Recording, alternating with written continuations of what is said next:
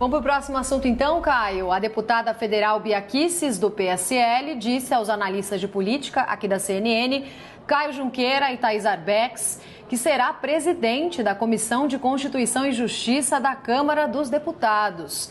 Bia afirmou que quer instalar uma comissão para tratar sobre o voto impresso, o que seria, inclusive, uma das suas prioridades.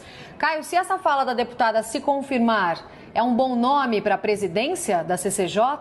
Vamos lembrar que ela é aliada de Bolsonaro e vai ocupar esse cargo para fazer andar algumas pautas do governo. Ela ocuparia esse cargo para fazer andar essas pautas? Roberto, eu vou focar meu comentário na sua primeira pergunta, né? Bia Kicis é um bom nome para a CCJ? Não. A doutora Bia Kicis é um excelente nome para presidir a Comissão de Constituição e Justiça, a CCJ, e essa é uma consideração de natureza técnica.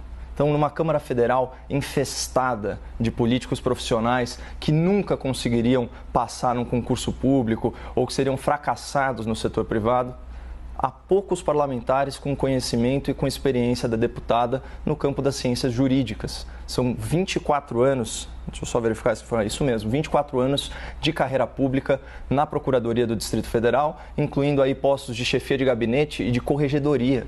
Então, isso agrega, além da expertise judicial, né, pela atuação como procuradora, habilidades sociais para a gestão de pessoas e mediação de conflitos com isenção e equidade, que são atributos fundamentais para a presidência da comissão mais importante da Câmara. Além disso, em 2019, a deputada foi primeira vice-presidente dessa própria CCJ, né, o que só robustece o caráter técnico da indicação. Então, feitas essas considerações preliminares, né, para demonstrar a adequação, né, do nome ao cargo, vamos explorar alguns aspectos laterais dessa provável e iminente nomeação, né? Então, voltando um pouquinho no tempo, mais precisamente em julho do ano passado, foi publicado no Diário Oficial da União a retirada do nome de Bia Kicis, né, da vice-liderança do governo. E eu me lembro que, na ocasião, a imprensa especializada teceu críticas ácidas à lealdade da deputada ao presidente, né, tocando aí o berrante para que as redes debochassem da parlamentar. Então, se a nomeação for de fato confirmada, vai ser uma tremenda volta por cima e mais uma prova de que o mundo dá voltas, né, e às vezes até capota. E isso também tende a fortalecer a imagem do próprio presidente da República junto aos seus apoiadores mais aguerridos, porque sinaliza que a fidelidade política rende frutos, né, para aqueles que são mais resilientes. Então, outro ponto.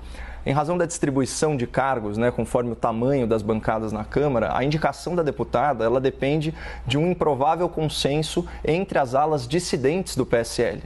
E isso numa negociação que envolve outros cargos, né? Então, a liderança do partido no Congresso e a primeira secretaria da mesa diretora, aquela chamada lá de Prefeitura da Câmara.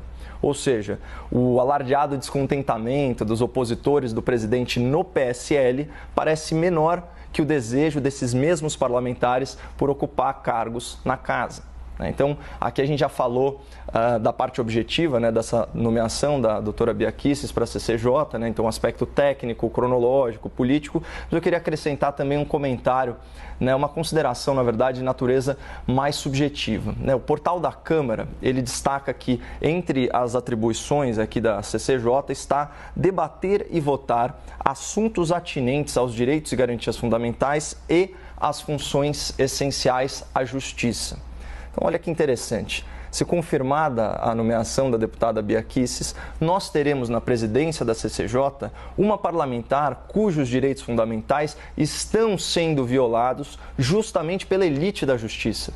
A deputada Bia Kicis é uma daquelas vítimas naquela investigação arbitrária promovida pelo Supremo Tribunal Federal no famigerado inquérito das fake news, um processo inconstitucional desde a sua origem e repleto de transgressões a direitos básicos dos investigados, né, que, em muitos casos, estão simplesmente sofrendo perseguição política por criticarem ministros do STF. Esse inquérito, que já foi até arquivado pela PGR, tamanha a sua ilegalidade, foi instaurado com base numa interpretação absurda do artigo 43 do Regimento Interno do Supremo em 14 de março de 2019. Ou seja, vai completar 2 anos mês que vem. É um bebê que já anda e já fala, né? E de forma aí bem insidiosa, esse procedimento, que é um procedimento inquisitório, ele mistura crimes reais, como ameaça aos membros do Supremo, com manifestações legítimas, protegidas pela liberdade de expressão, ainda mais no caso de uma deputada que goza de imunidade parlamentar para criticar quem ela bem entender.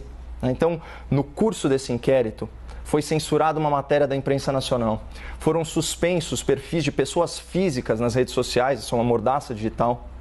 Foi negado acesso aos autos para investigados e seus advogados. Isso, entre outras condutas inadmissíveis e tipificadas, vejam só, na lei de abuso de autoridade.